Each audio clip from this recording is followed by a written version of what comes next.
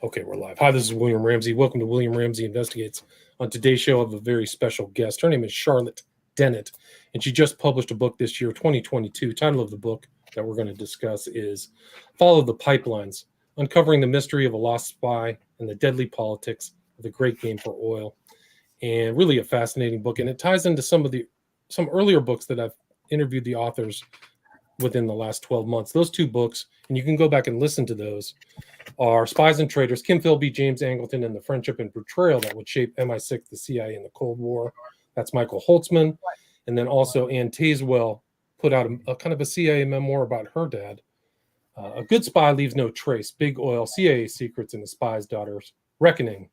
And so I'd suggest people go listen to those as well after finishing listening to this one. Charlotte Dennett has published other books. She published in 2017, I Will Be Done, The Conquest of the Amazon, Nelson Rockefeller, and Evangelism in the Age of Oil. And then in 2010, The People v. Bush, one lawyer's campaign to bring the president to justice and the national grassroots movement she encounters along the way. And that was 2010.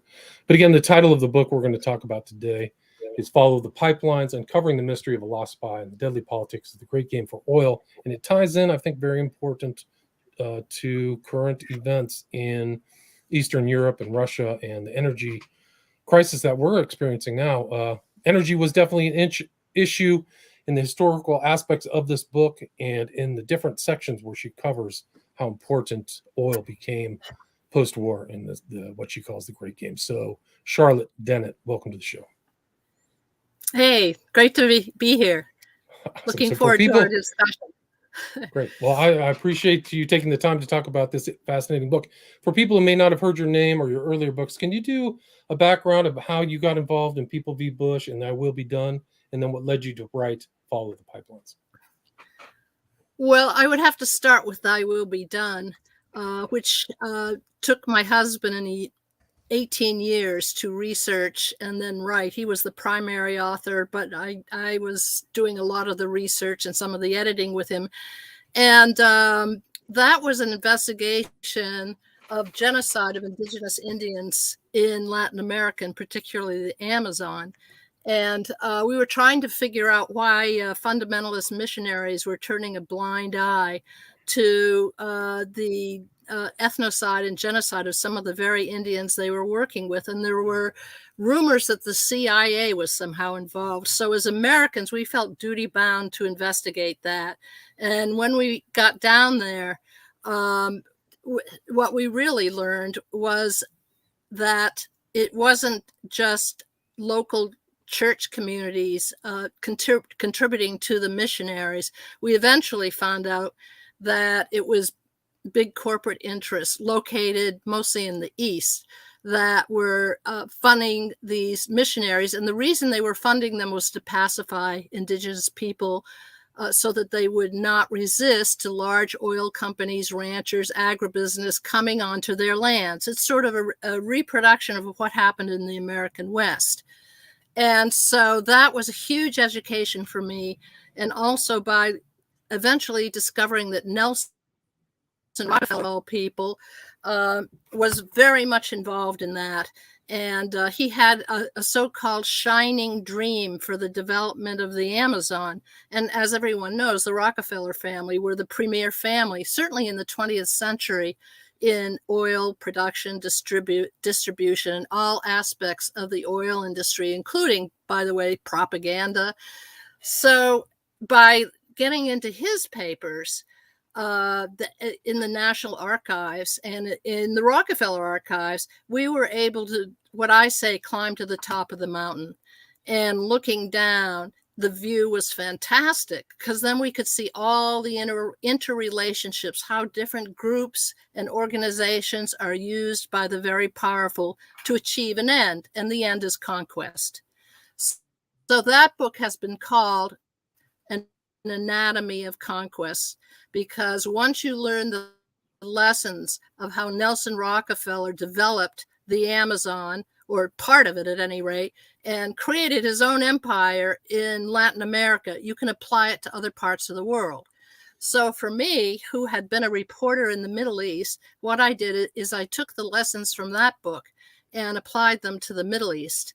And the first big test for me in applying it was when George W. Bush invaded Afghanistan, which is Central Asia, right next to Middle East, and Iraq.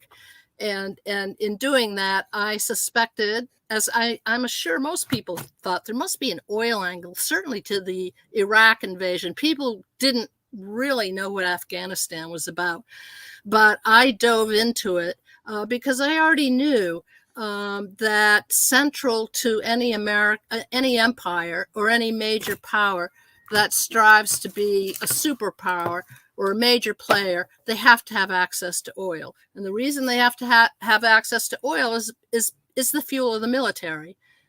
American people aren't told that very often. You hardly ever hear it on the news, except now, fascinatingly, in Ukraine. It's unavoidable. They have to talk about it. We can get onto that later if you want.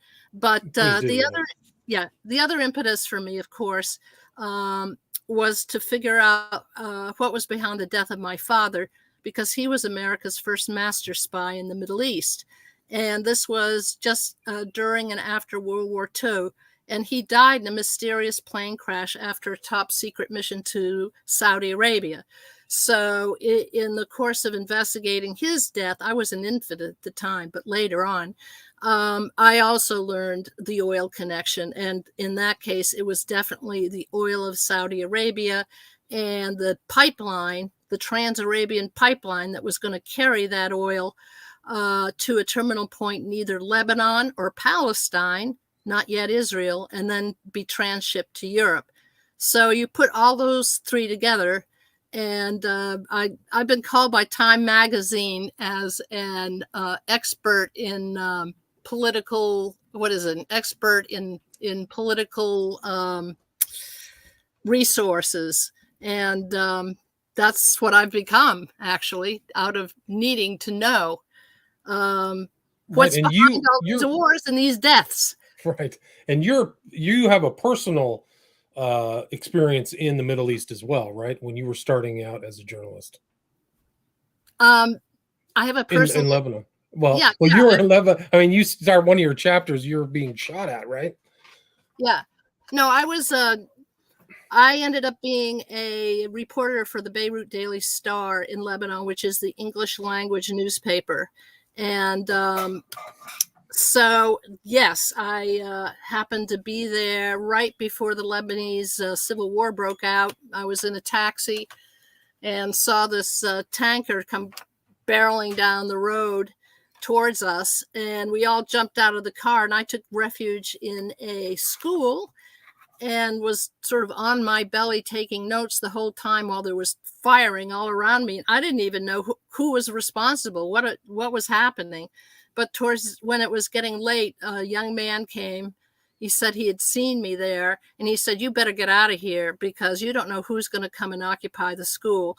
And so he helped me escape. And as we were dashing across the road, we were fired at. And when you escape a sniper's bullet, it sort of makes an impression on you. For me, I wasn't real keen on being a war correspondent at that point, and especially since I wasn't exactly sure what all this fighting was about. So I went back to the States to sit it out. And then it was so awful. It lasted for 15 years. And actually, I didn't sit it out. That's when I went to the Amazon and did that book. But later on, the Middle East, it has a special place in my heart. I was born there. And so I wanted to go back.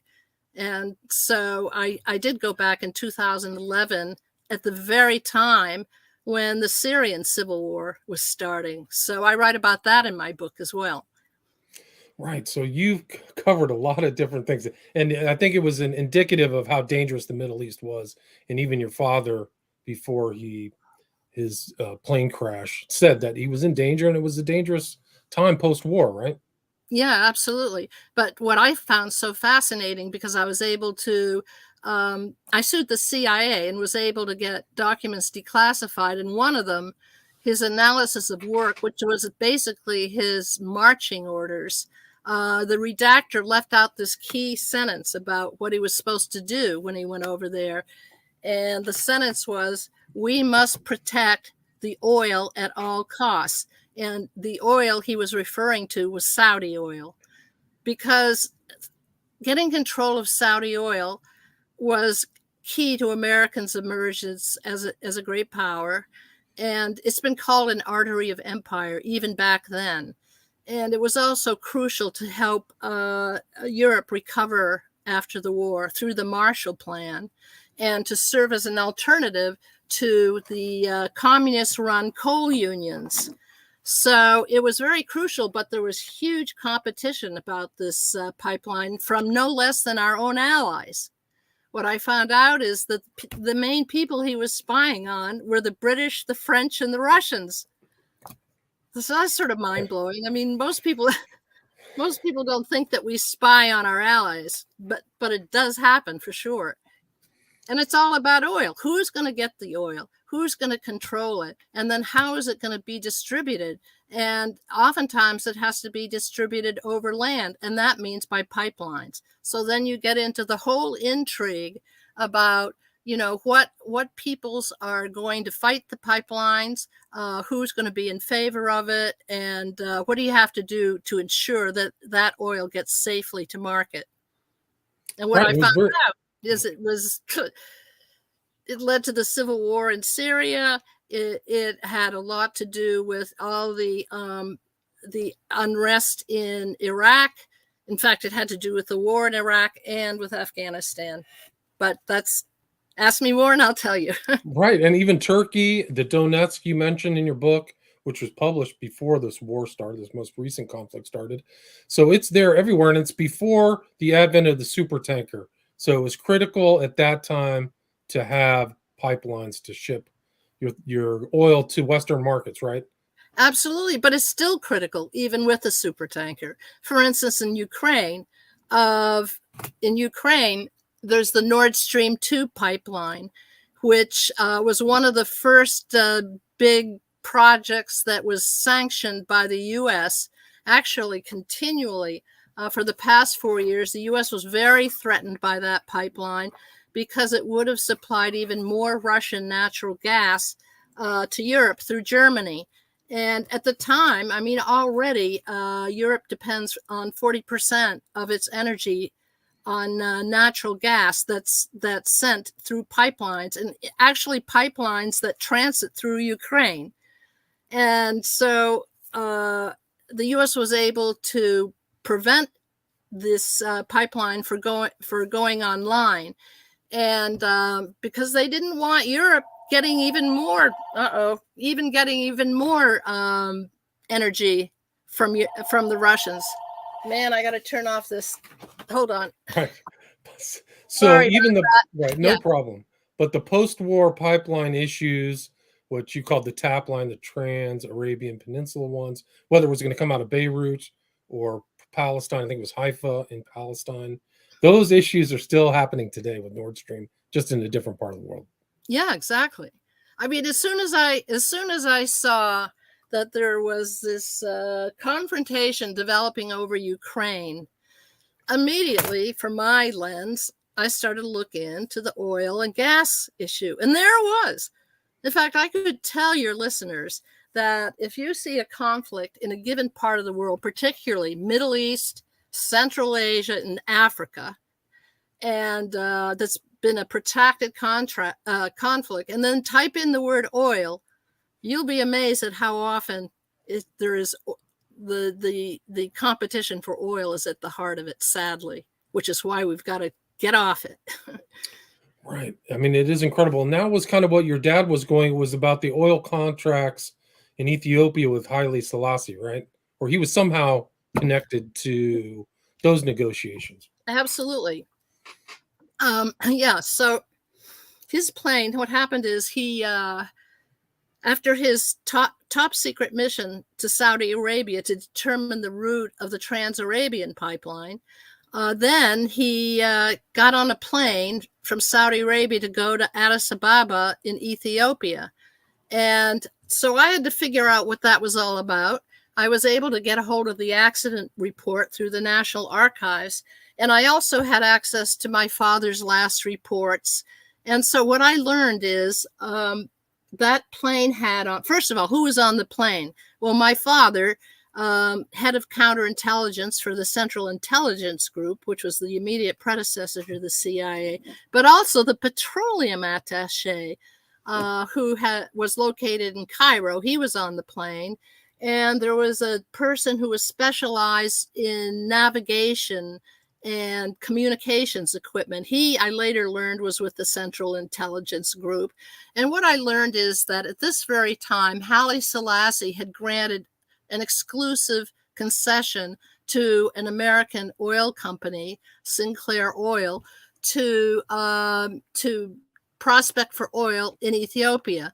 And this had, guess who? The British extremely concerned, because up to this point, the British had complete control over Ethiopia domestically. In terms of its foreign policy, it controlled the air routes and the radio links and the railroads.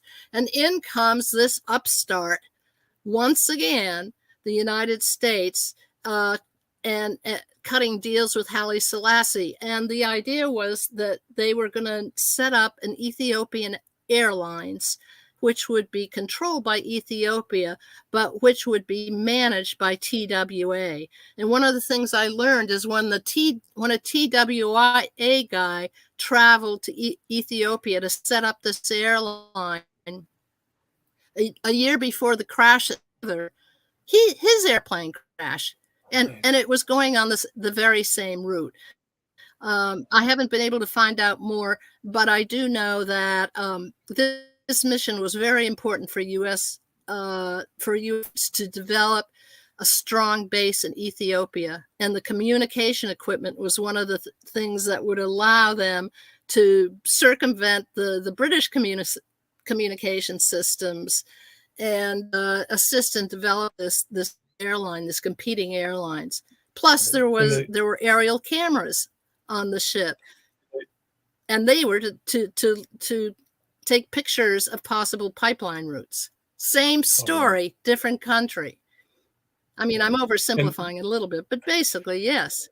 Right, but the guy's name was Jack Nichols. So there's all kinds of suspicious plane crashes around that time. So hyper-competitive environment, and the Americans are aggressively seeking oil contracts all throughout the Middle East and beyond, right? All over the world. Yes. And the problem with plane crash is, yeah, go ahead. No, I was just going to say, please continue. I was just going to say, yeah, plane crashes, when you have very powerful people or very significant people that die in mysterious plane crashes, reason that method is used is because it's very hard to prove who did it. And that's been proven true over and over again. I mean, the Hammarskjöld plane crash, I don't think it's ever been proven, other than the fact that it was sabotage. But who did it? You know, there are various explanations. Also, a plane crash that killed Sikorsky of Poland in 1943. The same thing. At this time, Kim Philby was stationed in Spain, where I think that's Spain, Gibraltar, where the plane took off, and he's been linked to that plane crash. In my, proof is difficult. Right. Philby is an important part of the narrative of your book because he's around when your dad is in Beirut, right? So I think he was a station chief in Turkey and then in Beirut, right? Philby was a station chief, head of counterintelligence in Turkey. My father was head of counterintelligence in Beirut. So to my mind, they had to have known each other, absolutely, because conceivably Philby was working for the British. That's why he was posted there. But as people who know the story of the Philbys, his true loyalties were to the Soviet Union. And in that case, my father should have known that as well, because when you're in counterintelligence, this is like the highest level of intelligence. You need to know who's trying to penetrate your organization, and you're trying to penetrate their organization. So there's a lot of evidence that their paths crossed, and yet I cannot find anything in the official record that shows that they knew each other, But which your is dad had frustrating to for have, me. right. He had to have known Philby Sr., who was the advisor to Ibn Saud and was essential in getting Standard Oil's contract with the Saudis. So they were well-known figures in the Middle. At least the father was a very well-known figure, kind of a dashing adventurer in the Middle East at that time, pre-World War II. Well, he was also advisor to the king, Ibn Saud. So, yeah, the British were pissed off at him because he kept saying to the British, you should be backing this guy. And the Brits didn't take up his advice. And so then he turned to the Americans and said, look, this guy Ibn Saud, he's the future of Saudi Arabia. So there's that whole murky story about how a British intelligence officer ends up sort of betraying the British and tipping off the Americans, but you never know for sure. Maybe he's still working for both.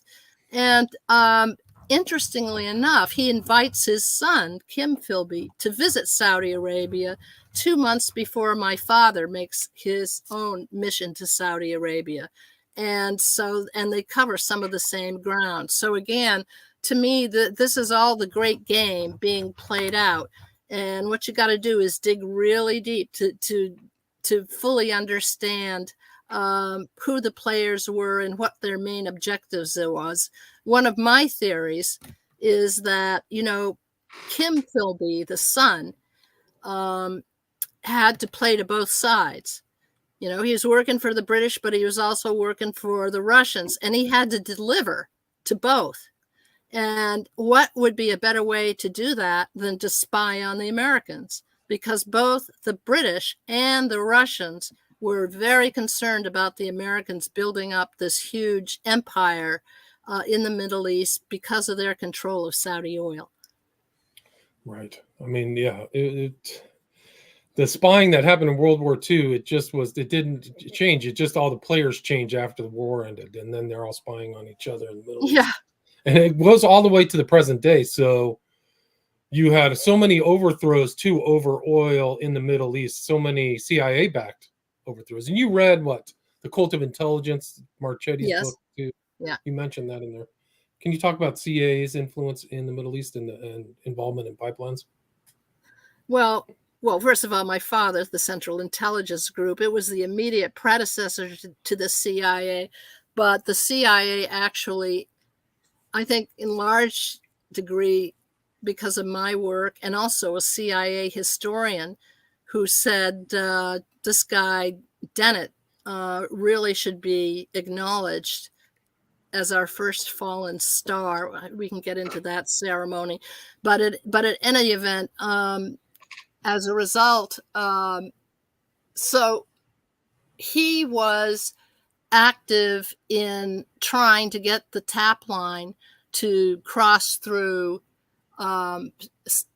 Saudi Arabia in order to terminate in the Mediterranean. And the Syrians back then, 1947, were resisting. And the reason they were resisting, in part, was because they were highly nationalist. And they were opposed to the establishment of a Jewish state in Palestine. So I have documents, in fact, my father's last report, that talks about the frustration of the pipeline company executive, William Lenahan, who's connected with Aramco, who's the American oil company, about how the Syrians are not cooperating. And after my father's death, what happened is they found someone to replace the elected president of Syria. And they did it. It was the first CIA coup ever. It was in 1949. Most people think the first CIA coup in the Middle East happened when they overthrew the elected president of, I'm just suddenly blanking out on his Iran, name. Mossadegh. Yes, sorry. That's 55. Yeah. That's okay. Yeah, and the first CIA coup was in 1949, and it overthrew President Kouatly and put in place a police officer who was amenable to letting that pipeline run through Syria, which it did. And guess what part of Syria it also went through? Golan Heights, which is to this day a very contested part of that part of the Middle East, because the Israelis have occupied it. The Syrians believe it belongs to them. And by the way, the war in Iraq, a good part of that was to reopen a pipeline that was built in the 30s connecting the oil of Iraq to Haifa, Palestine. It was closed during the 1948 establishment of the State of Israel, and it was became an issue right before the invasion of Iraq, because Netanyahu, he was then finance minister of Israel, boasted that that the oil was going to start flowing from Iraq to Palestine or Israel again. And he said it wasn't a pipe dream. And the idea they had then was to overthrow Saddam Hussein and put in place an Iraqi exile named Ahmed Shalabi, who, guess what, favored the pipeline. And the only reason that didn't happen is because Shalabi was the creator of the weapons of mass destruction myth. And once that became discredited, he became discredited. And so that plan didn't fall into place. And up to this day, that pipeline has still not been rebuilt, but it might be. So those are two examples. Then there are examples in Syria. My book shows that there were two pipeline conflicts in Syria right around the time of the civil war in Syria. And, President Bashar al-Assad was opposed to a pipeline that was going to carry natural gas from Qatar, which is on the eastern coast, off the eastern coast of Saudi Arabia, and was going to travel through Syria and to the Mediterranean. He opposed that because he thought, well, he was beholden to his Russian backers, and he didn't want to upset them because that would have competed with Russian control of natural gas. And so he opposed it and instead said, look, I'm for a pipeline that runs from Iran and goes through Iraq, Syria, and on to Europe. That was the so-called Islamic pipeline. And as soon as he resisted one pipeline and proposed the other, that's when the efforts redoubled to bring about regime change in Syria. And so the civil war became a proxy war, and it was between, guess who, the United States and Russia and their proxy forces. And now we're seeing it take place in the Ukraine with the same proxy forces being used. Same proxy forces and same kind of characters who may have been involved in the Iraq war, right? You mentioned, can you talk about the lead up to the Iraq war has some of the same characters in Ukraine, right? I don't know if you're aware of that. Well, yeah, no, I was reading that oh, wait a minute, you said the Iraq war, not the Syrian. Well, because the person is Robert Kagan. I don't know if you know this, but Robert Kagan was one of the neocons who advocated for the overthrow of Iraq, but his wife is Victoria Nuland. Oh, you got it. No, absolutely. Yeah. I've actually written about that. Yes, that's another link. Yes, Robert Kagan, the neoconservative, was part of the drafting of a project for a new American century, and the new American century was a plan to make the United States the major power in the world, which would mean replacing any competitors, of course, including the Soviet Union. And so they had it all worked out that through the Bush administration, they were going to achieve all these different regime changes in different countries in the Middle East. And then one of the people that was Dick Cheney was very central to this. And as your listeners know, he was the CEO of Halliburton, which supplies all of the equipment that's needed in the oil industry. So he's a major player. And so one of the people that worked for Dick Cheney during that war in Iraq was Victoria Nuland, who today, and she's the wife of Robert Kagan. Oh my goodness. And that you just mentioned, the Project for the New American Century, leading neocon. Now she's there in the Biden administration. She's I think the third in the highest person in the State Department. She's been very much behind the Biden administration's strategy vis-a-vis Ukraine. And she was responsible in 2014 in bringing about the coup that overthrew a pro-Russian president and ultimately installed Zelensky. So yes, same players. But but what's so frustrating is that the American people aren't told this.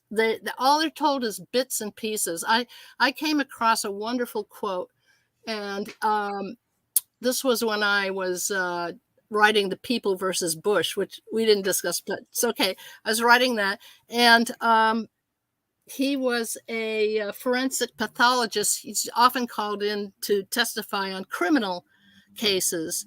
And what he said is that facts in isolation only lead to confusion, whereas facts put into context help you identify the cause of the crime. And that's so true. What's missing in the news context, all the news reports, is the overall context. And that includes historical context, immediate preceding historical context, like 2014 and what happened with that coup, and even going way back to 1992, there's a historical context in which the dissolution of the Soviet Union occurred, but on the basis there was an agreement between the Soviets and the Americans that if the Soviet Union was going to dissolve, and which meant a lot of these Soviet republics were going to go independent, that NATO and the U.S. promised that they would not advance any closer to the Russian territory. They would not move east, not 1 inch. And that promise was broken by the United States. And there have been people in the State Department who have warned that that was a serious mistake by breaking that promise and militarizing the countries closer and closer to the borders of the Soviet Union. And of course, then Ukraine becomes the tragic battleground for this big war between petropowers, which is how I see it. Well, I agree. I mean, it's all of the importance of this gas and the pipelines is going to affect the economies all around the world. A lot of the price increases that are going to happen for food and things are due in part to the lack of energy, the cheap energy that was coming from Russia, right? Yeah, right. And it's still playing out. I was just reading a piece in the Times today that, part of Biden's strategy was to encourage our allies, namely Saudi Arabia, and even our enemies like Venezuela, to pump out more oil, so that it will compensate for whatever the the Russians do in limiting gas supplies to Europe because of the war and because of sanctions. And boy, they've been hesitant, actually, and even in the United States. American oil companies are hesitant to pump out more oil because they're still very cagey about the price of oil, given what happened in COVID. During COVID, the price of oil plummeted. They lost so much money. It was some seem to be teetering on bankruptcy. These would be mostly independents, not the majors. But they're worried. They're worried about pumping out more oil. I mean, they're making great profits as it is right now. And they don't know what the picture is going to be 2 years from now. So the whole thing is very volatile right now, both in terms of energy security. I mean, all these different countries are scrambling around to figure out what they're going to do. And we really don't know how it's going to come out.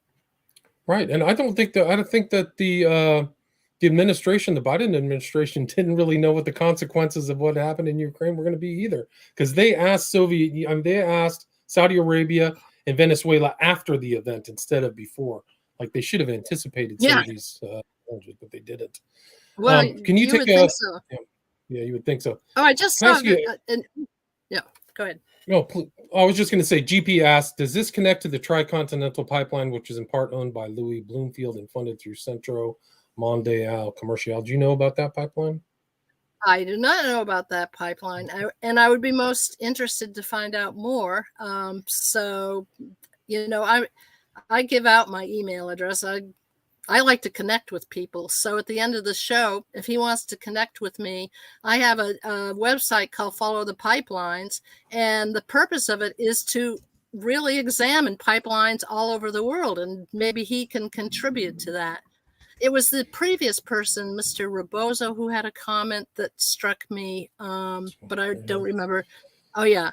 The new Belt and Road. Yeah. Well,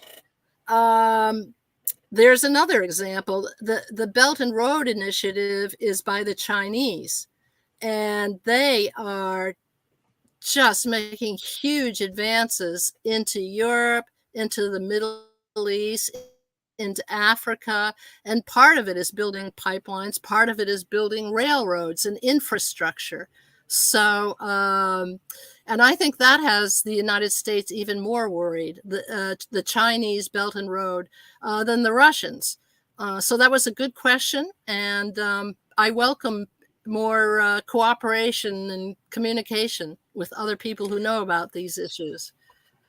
And you did a lot of research to look into. You're always in the archives with your husband, or finding old documents in your family's attic or things like that. Can you talk about how you compiled all the information to put this book together?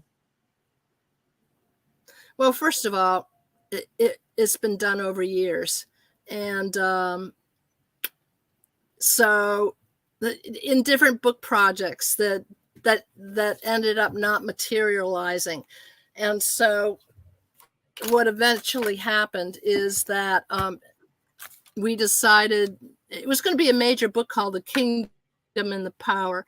But what happened is we lost our contract with HarperCollins, ostensibly because we were late. But I can tell you that we are no strangers to having our books suppressed. And so that if a publisher really backs a book, they don't care if you're late. They make adjustments all the time, but they use it and as a reason for why they were going to cancel that contract. So then what were we going to do? Well, we decided to do two different projects. I was going to focus on my father. Jerry was going to focus on the subject, a very interesting subject, which I will call Oil and the Holocaust. If you want to pursue that one a little bit later in the show. But at any rate, and that's still going. Meanwhile, I really wanted to know more about my father. That really interested me.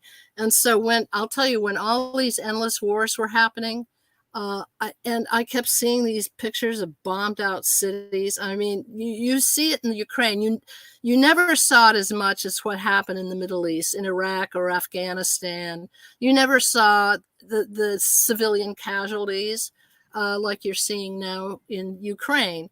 But I saw them, and I was appalled at the devastation and the loss of life. And that just tipped me over the balance. So I just decided I would connect my investigation into my father's death with pipeline politics and how destructive they can be in their role in the endless wars in the Middle East. And that's sort of how it happened, requiring again, drawing on research that we had done over the years in the National Archives, and then I sued the CIA, so that helped. Right. So you were in court in Manhattan, right, suing the CIA? Yeah. Can you talk Yeah, a I little did a bit about FOIA. that? Right. They reject I filed it in federal court in Burlington, Vermont, where I live, and the judge rejected it, and then I appealed, and I got into federal court in New York, appeals, Second Circuit, and was there and made my case for why I wanted this case to proceed. And while I was in the courtroom, there were two reporters, and when they heard that I was suing the CIA and that I said it was really important, I said in my testimony that the American people understand this whole dimension of these wars that are going on in the Middle East. They deserve to know the truth. So when I came out of the courtroom, I got interviewed by these two reporters, and I had to make the decision actually whether to interview it and whether this was New York Times and the Village Voice. Both did articles on me. And I had to hesitate because I thought, God, how is this going to affect the judges, the appellate judges?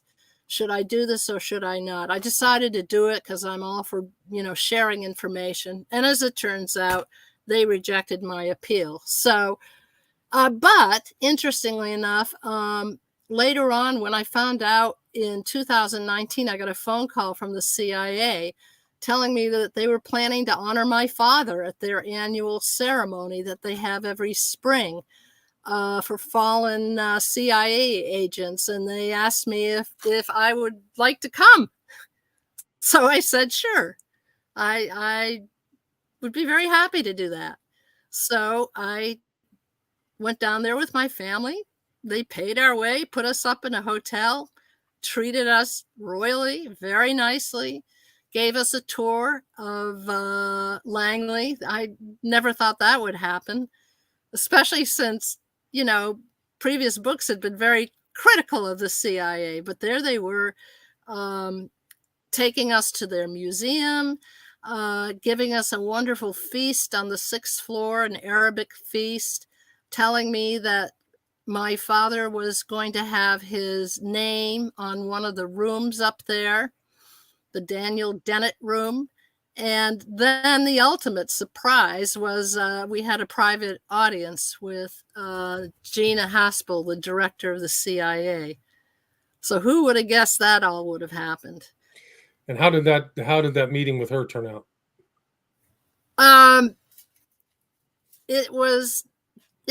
What can I tell you? It was very nice. It was nice. She was very genuine. I happened to note in our meeting, she was there. The assistant director of the CIA was there. Some of the historians who were working with me in telling me they were going to get me more documents were there. And then my family, my husband, my brother, his wife, and my sister. And at one point, my brother said, she said, is there any questions? And my brother said, well, this happened. My father's death happened over 7 decades ago. And you would think that you could redact more of the documents, declassify more of the documents. And this was totally out of the blue. She seemed interested.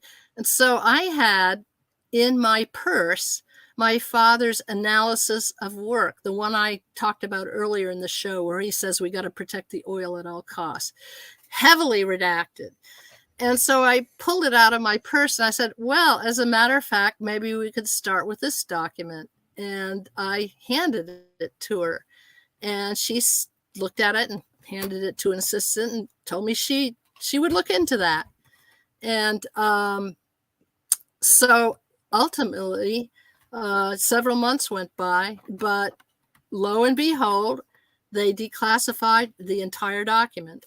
And also, they gave me more documents. So, and I still haven't even had the time to probe and explore all the documents that they sent. There's still some that have not been turned over. But I think, obviously there was an effort to win me over.